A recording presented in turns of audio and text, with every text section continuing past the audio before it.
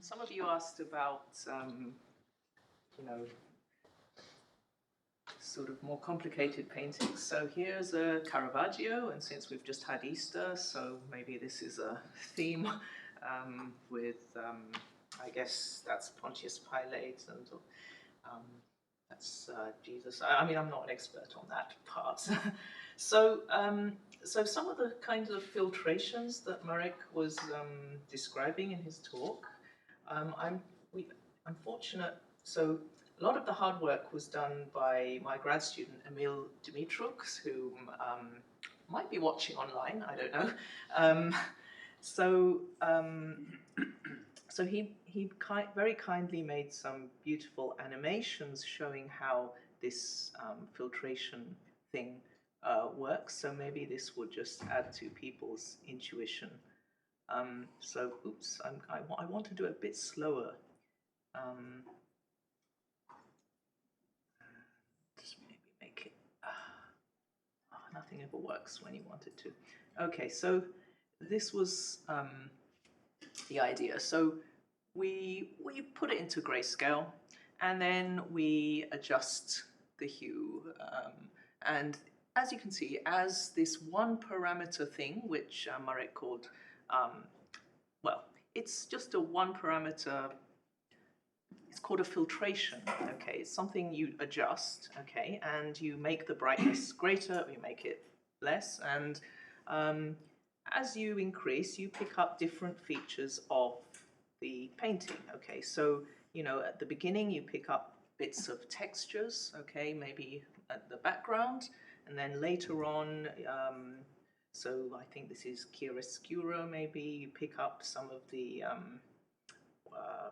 the relative lighting of Pontius Pilate relative to the sort of Christ figure. And I've been told by an artist in the previous presentation that it's very important that you can see the body of Christ or something. So this is emphasized. So, it persists for a long time, this body, okay? So, this was this notion of persistence that Marek was trying to say. So, okay, so this is one example.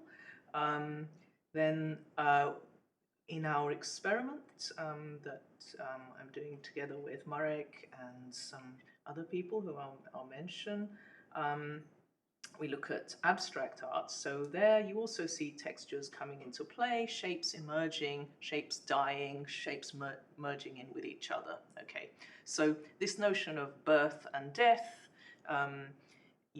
things that draw in the eye and then, die out. Shabnam, you're varying what Marek called R? I'm not varying R, actually. What am I varying? So I am varying grayscale. So 0 to 255, that's our thing that I am varying. Okay. My R changes from 0 to 1. So there are different ways. Okay, maybe I will start my actual talk. So these are these little tasters. So let's make that.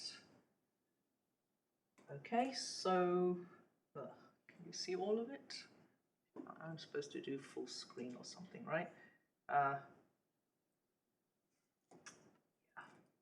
I do my slides in LaTeX, and this is what happens. Okay, so do we have chalk? Okay, so this is a visual plan of my talk. So I'm going to talk a little bit about neuroscience and perception and how the brain processes, visual and other senses as well, not just vision. And then I'm going to talk a bit about how neuroscientists come up with models on how this is done, and how topology is actually a natural area of mathematics to use in this endeavor. So it's not unnatural. It's not just, oh yeah, you used to do algebraic geometry or something, and therefore that's the only thing you know, and that's what you're using it. So all these criticisms I'm trying to address. And so Marek showed you how you get these things over here made up of bits of very elementary objects, dots, line segments, triangles, and they're all pieced together in something called a simplicial complex. Okay, so these are simplices, you know, these triangles and things, they're simplices. Okay, and so what I'm going to show you is that from brain recordings, the data from the brain, you can get simplicial complexes. And from the world around you, the stimulus space, if you like, visual stimulus, or also auditory, other, even olfactory. My group have done a few things on this, and you can get, you know, things resembling simplicial complexes. So anyway, that's, we should get a move on. So let's go to neuroscience. So since this is about art, I'm always going to show you the beautiful drawings of neurons by Ramon y Cajal. I'm not pronouncing that well, but Nobel Prize in Physiology in 1906. So he drew these. So there are, you know, myriads of different kinds of neurons in the brain. That's a Purkinje cell, this huge thing in the cerebellum. Looks like a tree, and on the right you have a hippocampus, which I shall talk about a bit more regarding something called place cells, and that's a very natural way to get to topology. Okay, so yeah, so I will just talk about the scale on which things are operating. So you know, there are about 100 billion neurons in the human brain, order of magnitude. Now they're saying it's around 80 billion, but okay, who cares? It's about the number of stars in a galaxy. And then there are connections between them, several trillions of synapses. And so when you're doing computational neuroscience, you're also having to deal with 10,000 active genes per cell, 10 million molecular interactions, and thousands of cell types that neuroscientists like to classify cells into various cell types to do with genetics and also to do with what kinds of stimuli they are sensitive to, which I shall talk about.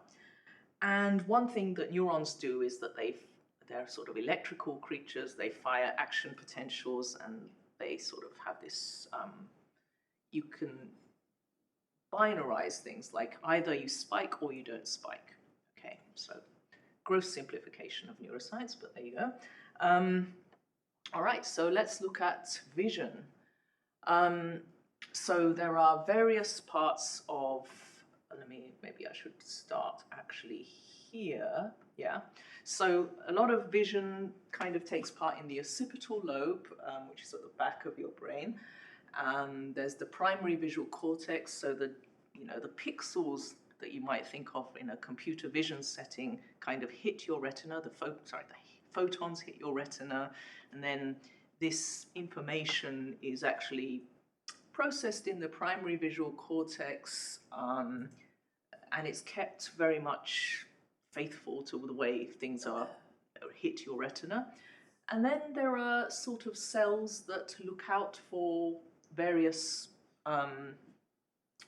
parts of the visual scene. So experimental neuroscientists have found cells that are sensitive to orientations. So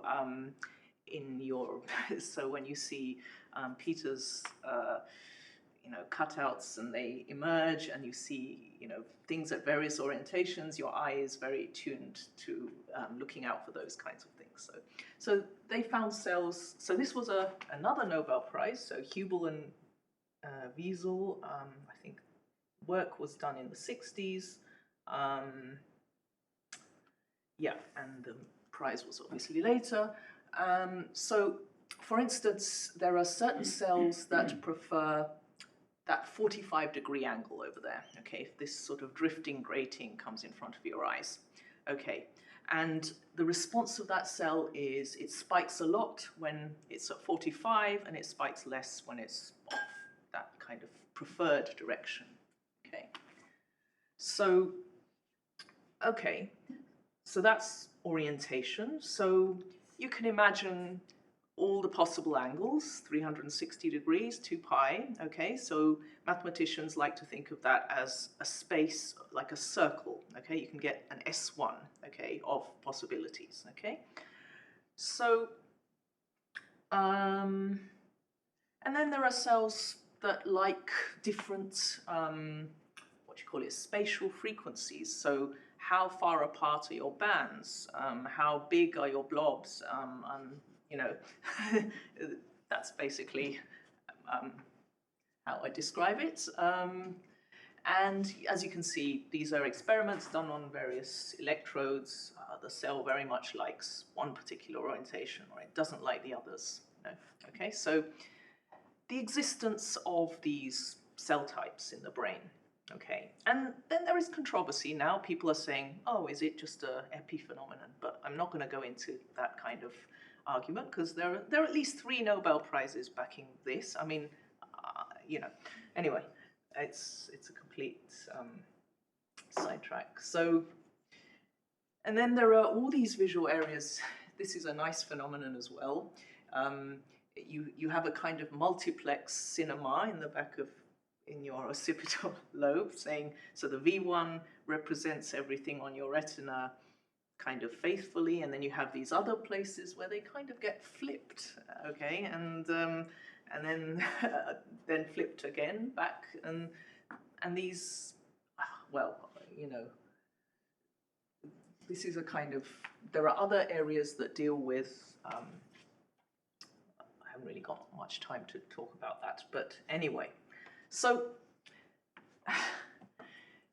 yeah, now people who deal with convolutional neural networks might look at this and say, oh, that reminds me of some of the filters that that you might see. And indeed, the convolutional neural networks, that was inspired by the mammalian visual system, the kind of the construction of this artificial neural network. So here, so this looks like a Gabor filter. So I think Marek had that on one of his slides, talked about the Gabor filters.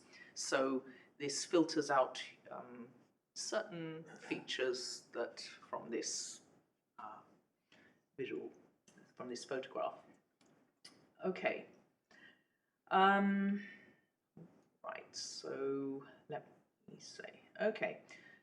So, and in a convolutional neural network, you also get this kind of, it's a feed-forward network, and you see that in deeper layers, there are these, you call them receptive fields. Which part of the visual scene is important for this cell, or which part gets picked out? So, you know, if you're classifying cars or you're classifying people's faces, at the beginning, you're always interested in these orientation things, okay? These really simple features. And then as you go further down, you know, noses and, you know, beards and God knows what might be important for identification. But when you look at cars and things, you know, you get bits of wheels and things. So that is naturally picked up by the process of gradient descent. That does it for you, this kind of filter selection. Okay, so this works, this kind of replicates what you see in the human brain. All right, so now let's get to topology. Okay, so Marek has already said that the brain, or, you know, we need to look at shapes on various scales, and, you know, in many, well, so actually, okay, I should really move on. Okay, so now let's see how topology comes into play. Okay, and this is a very simple example coming from another reasonably 10 years ago, a Nobel Prize won by John O'Keefe and also shared with the Moser and Moser. Anyway, so you have a rat in a circular room, and there are things called place cells. So when I'm over here, I have a cell in my hippocampus that has already coded for this particular area. It likes this area, it's its receptive field, it fires when I'm here. When I walk over here, there's another cell that sort of likes to fire when I'm over here. So that's a simple representation of that. So, so when you're doing experiments on animals, they could say, okay, well, there's a cell here that fires, there's a cell here that fires, that likes this particular part of the room, and what do you do? So in your experiment, if you have a sequence of firings, you know, so you know the pink one first, followed by the blue one, the yellow one, and so on. This tells you roughly what trajectory the animal took across the room. Okay. All right. So, okay. Now, so one of the central paradigms in neuroscience was, okay, we map these little cells that do this, and you know, you form a kind of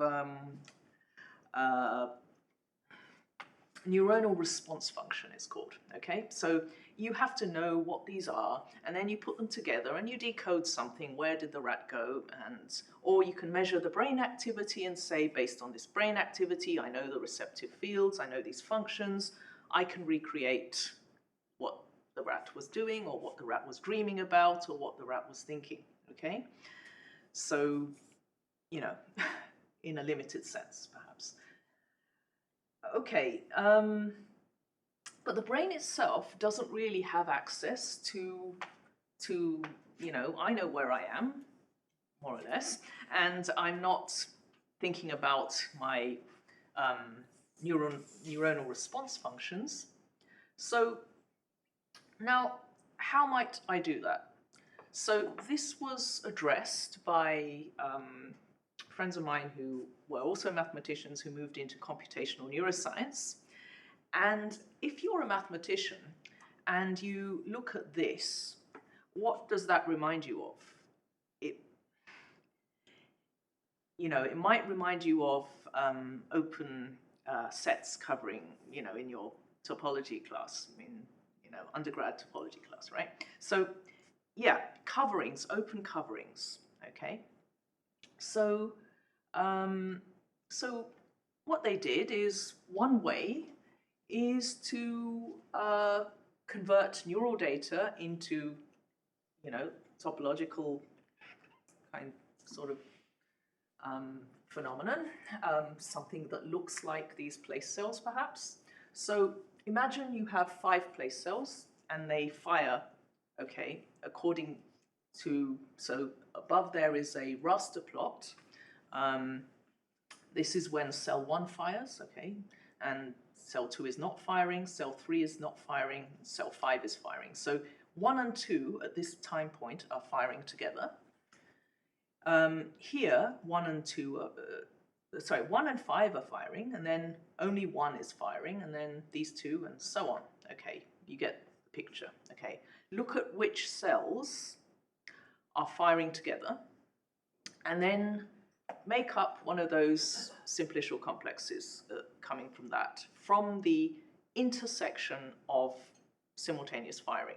Okay, so for instance, 2, 3, and 4 are firing together, so you fill out that triangle. Okay.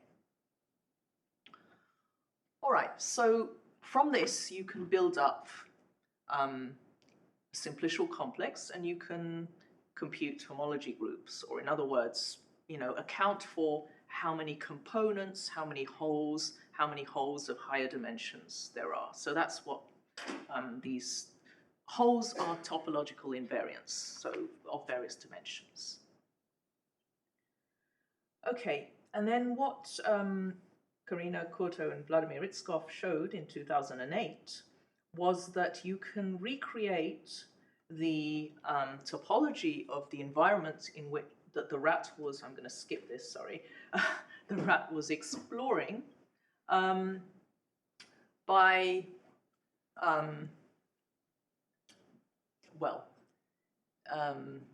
by these by just looking at the neuronal data, okay, and not devising these maps, okay. So by looking at the intersection properties and, okay, maybe I'll show you. Okay, so these are the codes, okay. Codes sort of say, got 4 neurons here, what kind of intersection of open sets can I get from that?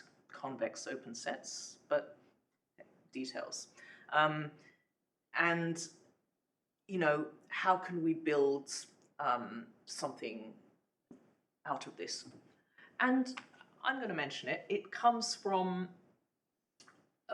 and it's a funny joke that, you know, it's called a nerve in mathematics as well. You can build from a bunch of open sets this abstract simplicial complex called a nerve, and this was just a coincidence, but it's quite funny that by building a nerve and a related simplicial complex, you can recreate well, okay, I'll state it. So what you get is if you have something called a good covering of your space, which is where the rat is exploring for place cells, and by good it means that the intersections are not, are contractible. Okay, so this is what I mean by good. So here is a circle or an annulus covered by 3 open sets, U1, U2, U3. And the intersections are those gray areas here, okay.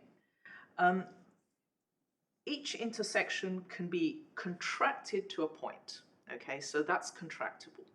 You can squish it. So this is what you're allowed to do in topology. You're allowed to squish things.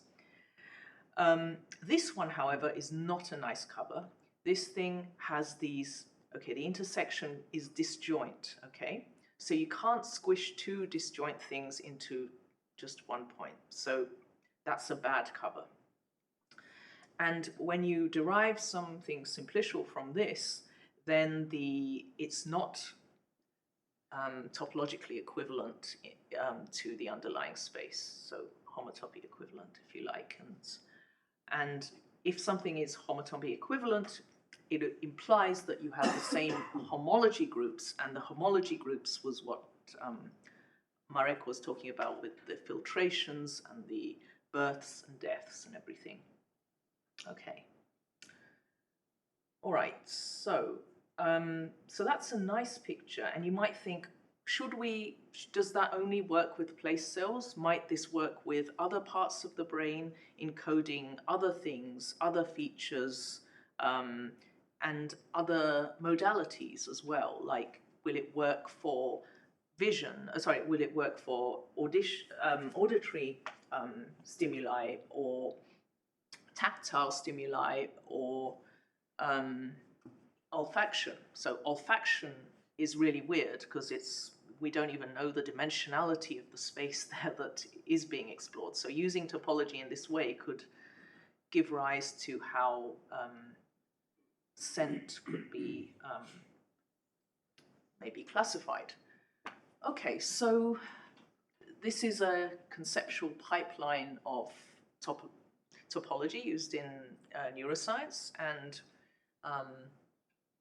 so you have recordings. So we're going to do, so because we're dealing with art, we can't really ask a mouse how much it appreciates Caravaggio. So we have human participants, and so, okay. And yeah, okay, so how much time do I have? 15 minutes. I'll come back to this if I have time. So, all right. So, simplicial complexes look like this. And just a quick reminder, if you do want the mathematical details, that's how it's computed. So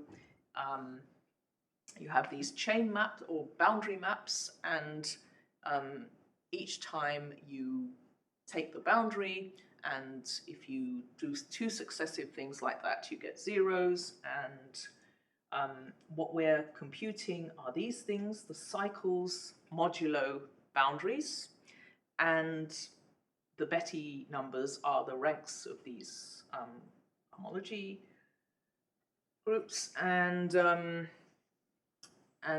homology measures the extent to which these sequences are not exact. And in terms of blobs and holes, yeah, so you can say,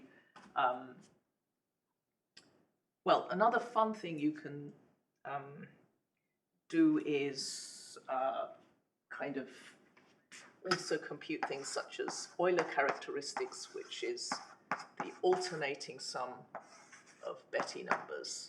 Okay, and you can do that for, say, the Platonic solids.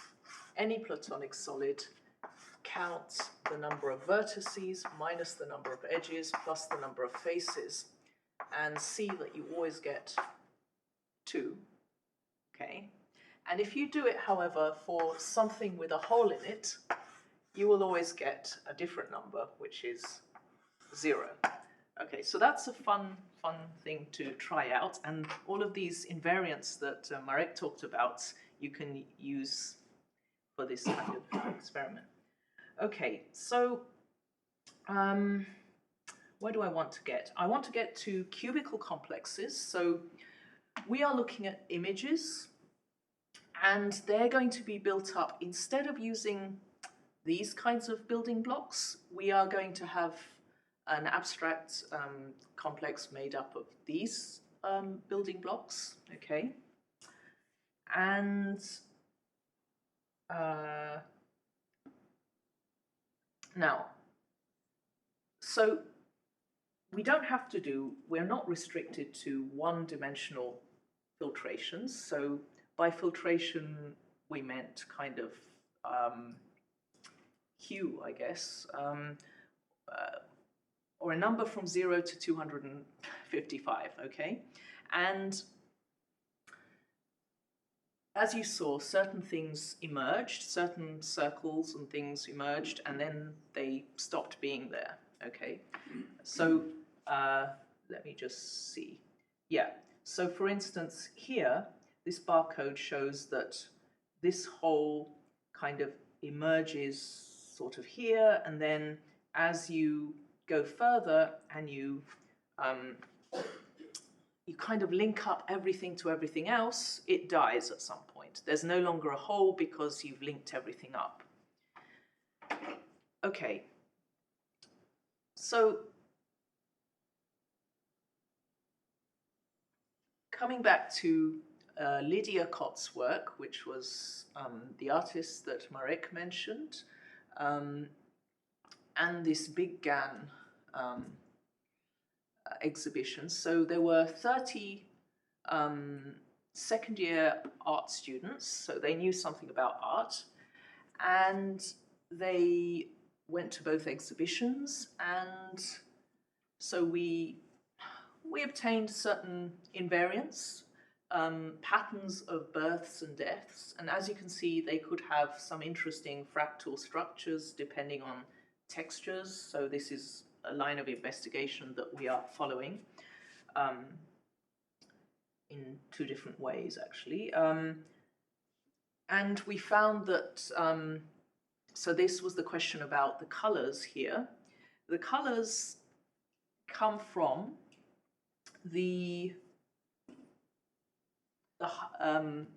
so you have a bunch of pyramids, okay? So you have a bunch of line segments, and you want to turn that into functions, and you do that by building a pyramid on top of them. Then you have a bunch of pyramids, a landscape of pyramids.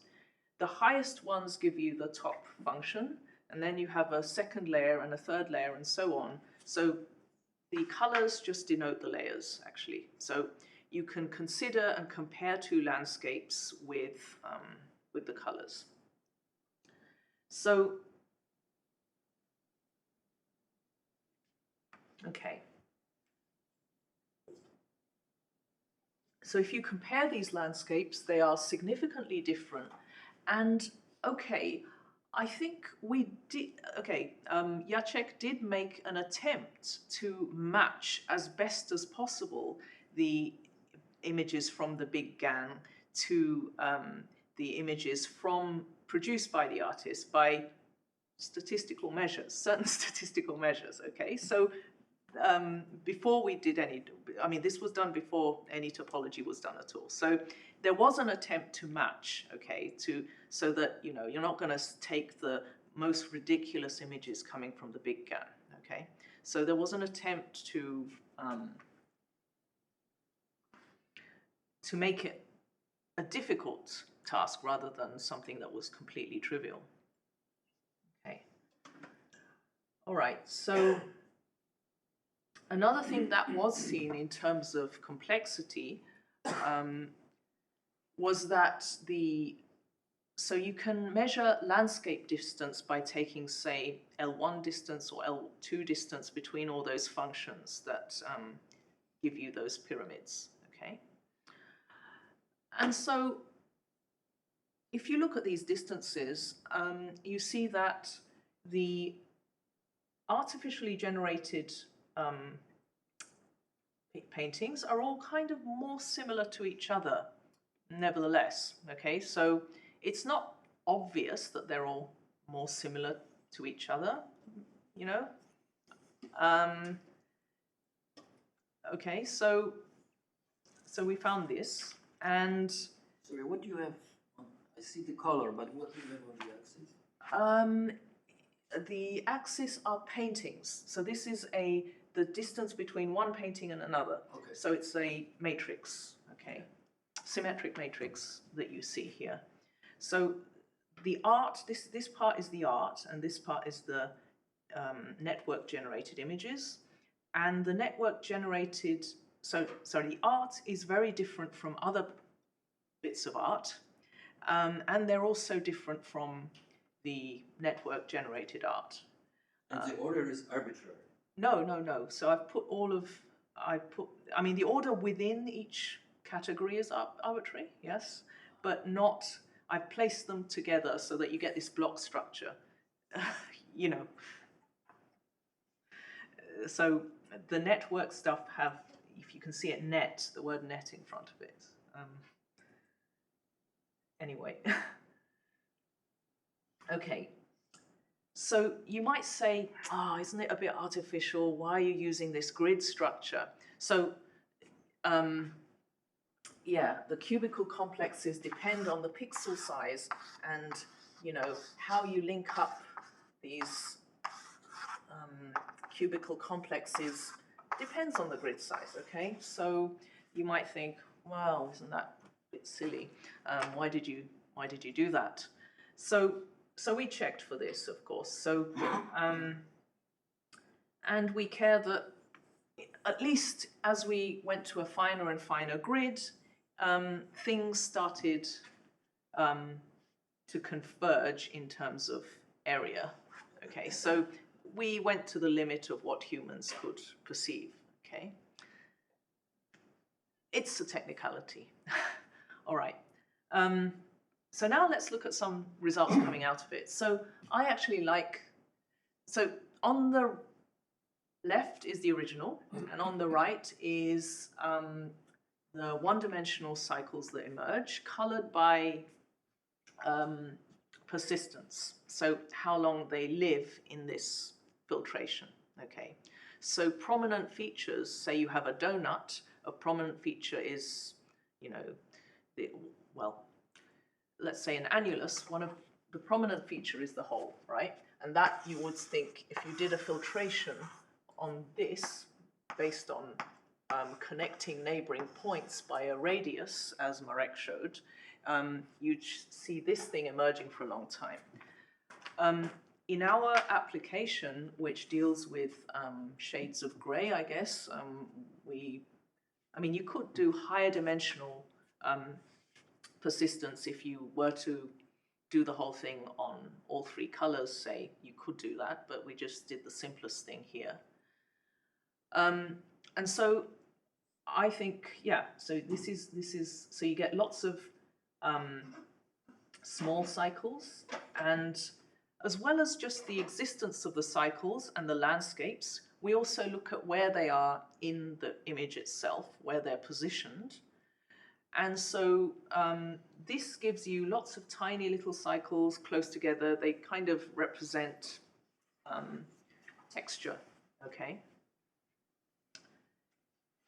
And then you get more prominent bits showing up. So I think this could be in its own little exhibition, these kind of things that emerge from computing these persistence diagrams. So anyway, okay, so one thing that emerged, which was more striking than the other statistical metrics, was that if you look at image density, cycle density, then again the artists, these are cumulative distribution functions, it's easier again to separate the artist from the artificially generated images. And then the next question is, how do you look at a painting? Okay, and here are heat maps of where one person decided to look.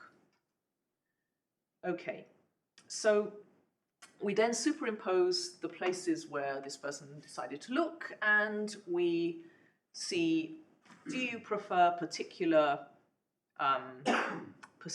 particularly persistent cycles, or do you prefer particular densities? And these are the results from 30 people looking at one particular painting, and this is the results of 30 people looking at another painting. And the blue curve represents a kind of scanner, so a uniform distribution of looking everywhere. And so you might ask, how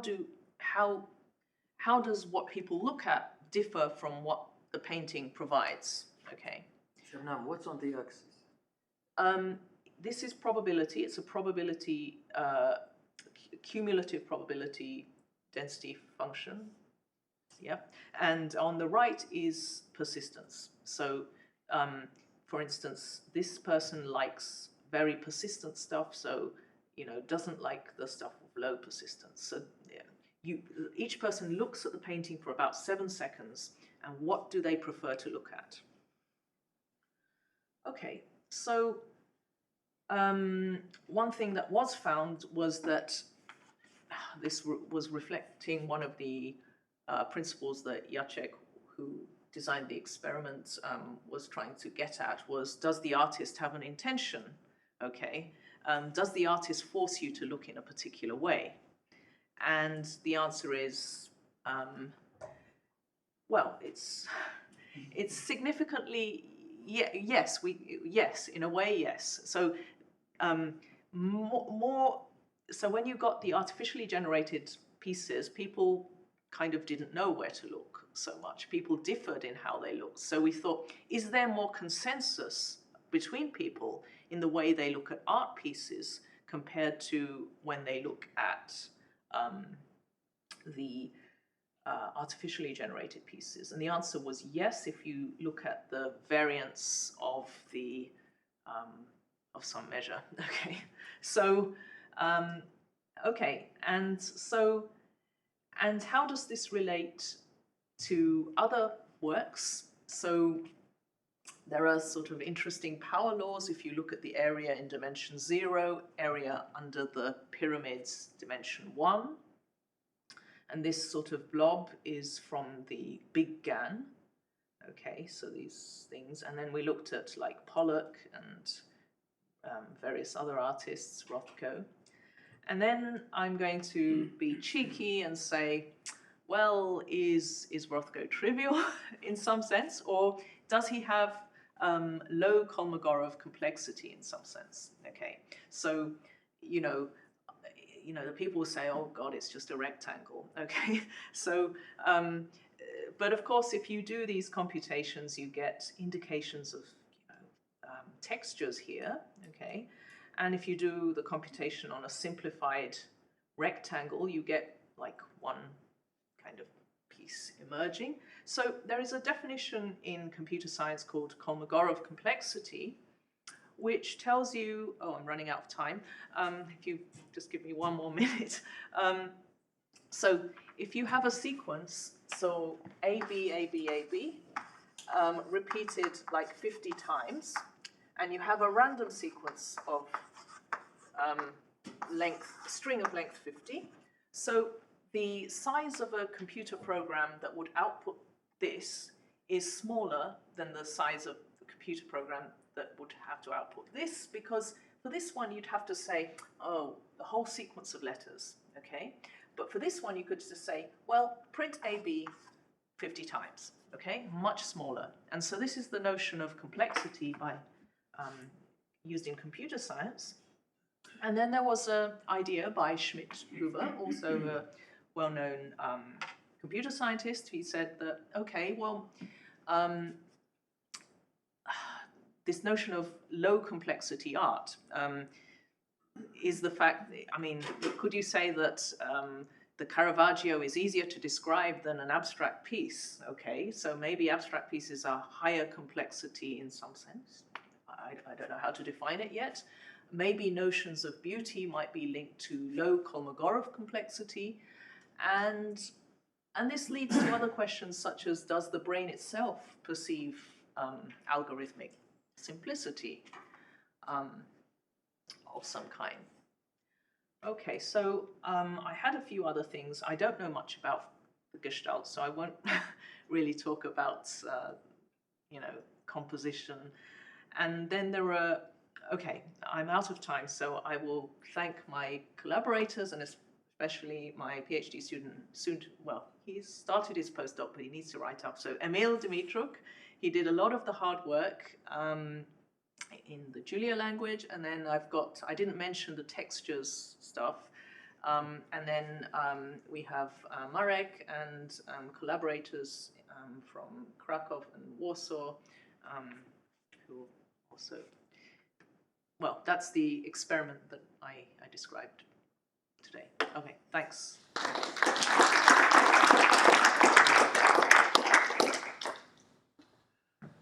Marco. So this last thing about the Kolmogorov complexity, the Kolmogorov complexity is a little bit controversial in the sense that you still have to define what is a computer program that does whatever you want to do. Yeah. And in my talk yesterday, I mentioned at the end this information density concept that is based on compression. It is a very simple measure to do on a painting, right? Because it's an image. Yeah. And so I was wondering if you have any data that you can kind of compare. Well, I don't have it yet. It's sort of, future work ideas that but yeah, and if you have fractal notions, we could also look at box cutting dimensions, notions of complexity that you could somehow also devise some compression algorithm. There is some work by algebraic geometer Mumford and people. They came up with this they came up with a Klein bottle kind of geometry to describe a natural scene. So they were planning on using that to devise a compression algorithm. I don't know where that went, but that was from about a decade ago. But so I don't know if that answers your question, but yeah, there are many possible ways, and looking at fractal structures is also something that interests me. Also, incidentally, you can get, there's another way of getting a simplicial complex coming from a bunch of neurons. Say you've got 1,000 neurons, you've recorded from it, and you record the correlations structure between the neurons. You can get another simplicial complex, and you can get these invariants coming out of it. we also looked at textures at some point, and we compared to a random matrix and a geometric matrix. I won't define what geometric means. It means coming from a randomly sampled data points in a cube or something. So if you plot, if you obtain simplicial complexes by looking at symmetries, so you imagine this is the adjacency matrix or a symmetric matrix, yeah? And from a texture you might get something with lots of patterns like this. And then we see that you know, these matrices, even if they are not of, I'm not going to talk about low rank, but anyway, the heights of the Betti curves, which is the Betti numbers, the ranks of the homology groups at each filtration point, they are lower, much lower, significantly lower than those for the geometric setting and much lower for the random setting. So, and the random thing is has more complexity, or maybe has higher Kolmogorov complexity, right? Okay, yeah, So, divergence, and that's another measure you Yeah. use. Yeah, so there are many Yeah. ways, so you can also see it reflected in the topology. This is the random case is known. This is by Matt Kale. There are some results.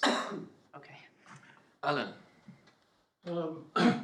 I'm thinking of the work of René Thom, the great topologist. I don't know how familiar you are with this. He won his French, won the Fields Medal for his work on topology, and he spends a lot of time thinking about these problems from the Gestalt perspective, and he had these two concepts, and it's in his book Semiophysics, I think, these two concepts of, in French, pregnance and salience. I can't pronounce it in French, but they're sort of, I think the Germans say pregnant. Yeah, I've come up, So a lot of it is that the pregnance is in Tom's way, is the sort of act of looking at it and seeing what's significant in the picture, and the salience was this whole extra layer of what's sort of essentially emotionally significant. Would be one way of saying it. So looking at pictures of bodies or food or something gives you a different response than looking at a picture of a traffic light, say. And if you're going to actually start to do neuroscience and measure cortex places, is there a chance you can actually start to measure salience instead of just pregnance? People talk about, I mean, salience also has a different meaning also in neuroscience. So, you know, a tiger jumps out at you in your environment, you need to be alert for that salient feature. So there is a prioritization that goes on in the brain. As well, yes. So, you know, this is definitely an active area of neuroscience to be looking at salient parts of the visual scene. And yeah, to some extent, the visual system has evolved so that we pick out things that are salient. I guess we've only, I mean, neuroscientists haven't looked, I don't know. I mean, the salience that you look at is like predators, prey coming in, looming threats to mice. So a bird flies over, this shadow comes. Sex and death was sort of Tom's statement of it, really. Yeah. And you've got sort of there even. Yeah. So.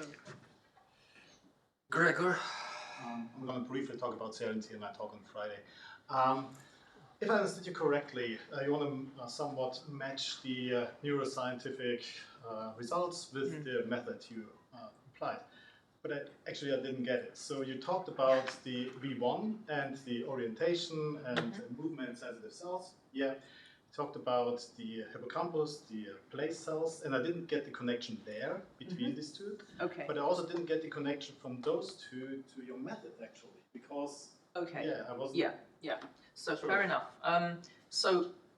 Let me say if you have let's just make a really simplistic idea. Say if you see, well, we all see orientation, and we see an S1 of different, a circle of different angles, okay? So, and you record from a brain area that you think these cells are interested in orientation.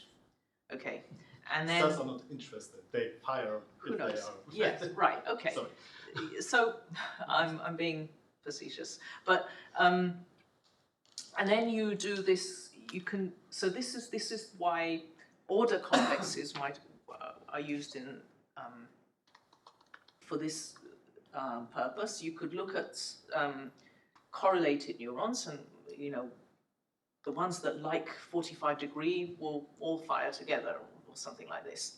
So you look at the symmetric matrix emerging from that, and you obtain a a nested chain of simplicial complexes. This is your filtration. So, okay, I haven't even said how this works. So you link up the two cells that are the most strongly correlated first, and then you link up the next strongly correlated and the next, and you build up a complex like that, okay? A clique complex. This is even different from the cubical complexes that I'm talking about. And then you might see certain pieces of cycles emerging that encode the S1. So you get the S1 homology groups in there, or you know, some other. So basically, the topology of the stimulus space can we find it here? Okay, so they've done it in some papers. So there was a paper in 2016 that this came out with. So, and the one with the place cells, that was from 2008. So that was a nice result that you can deduce where the you know, the space that the rat was moving around in, based on not the classical, well, here's the place cell, here's the place cell, here's the place cell, but just topological recordings. So, what am I talking about? Once you have the recordings, and then you get the, you do this kind of persistent homology. But in my understanding, this has to do with where the mouse is, and not what the mouse sees at the moment. No, what I'm saying is, we don't know where the mouse is. We know nothing about the mouse. We just know the brain, and we know, you know, which cells. From the place cells, you can reconstruct where the mouse is, but yes, you can. it's but not based on the visual input of the mouse. We don't know which place cell likes which bit. That's the point, right? Because you know, you don't have to painstakingly do that. You look at the intersection properties of these putative place cells, and then from the intersection properties you build the topology, and the topology can tell you via this nerve lemma that you have a space that is shaped like this. Okay. That's how it works. John, do your measures of persistence, would they change if you worked on a log scale? No, that's the thing. That's the point, actually. Okay. So nonlinear transfer. So actually, it depends. So the way you've decided to these things work is that it's sort of by order, and so nonlinear monotonic transformations are preserved. I think also in this Hugh case. So the distance between birth and death. Yeah. So you got birth at a particular threshold and death at a particular threshold. Yeah. If the images were log transformed, you know, wouldn't you get different? The order is preserved. The order is preserved, but the actual difference between the birth and the death. Well, you might get time dilation, I guess. You know, you might get. It's just how many steps there are that matters. Number of integer steps, like so you got 0 to 2. Filtration steps. That's what matters.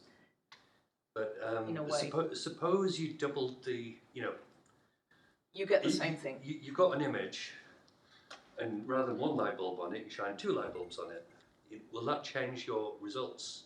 Well, if you do that for all images. If everything gets magnified, multiplied by 2, no. If there's a different shapes that emerge, yes. Right? And if you're asking the first question, monotonic transformations, this whole order complex.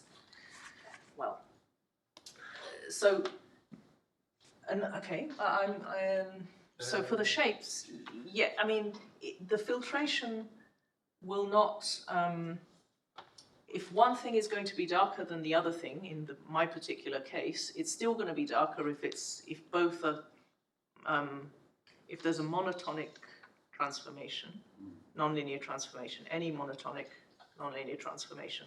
And that's an important point, because when you have neuronal systems and even artificial neural networks, you have to apply an activation function, which has to be nonlinear, otherwise, you know, all of those nice theorems won't work. You can't have this kind of universal approximation theorems coming out. And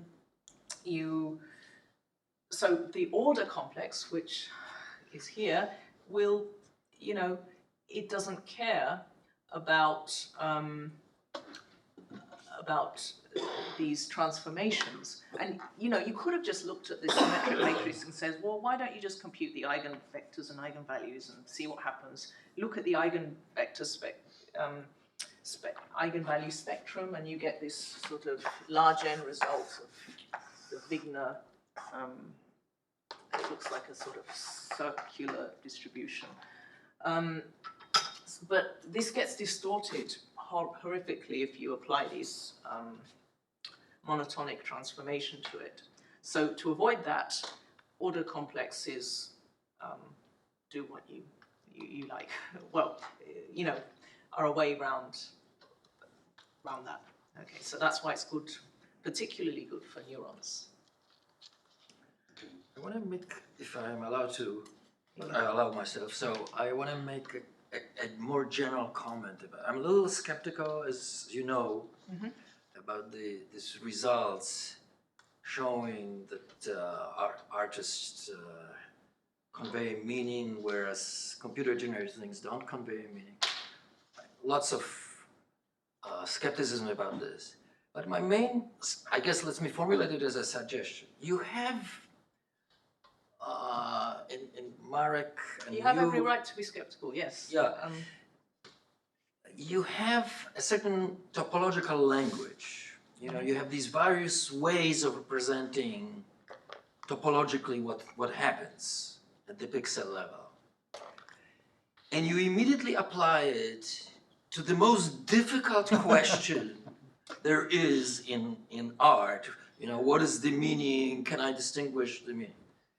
Why not do what scientists like to do and start with something simpler? For example, take simple synthetic images.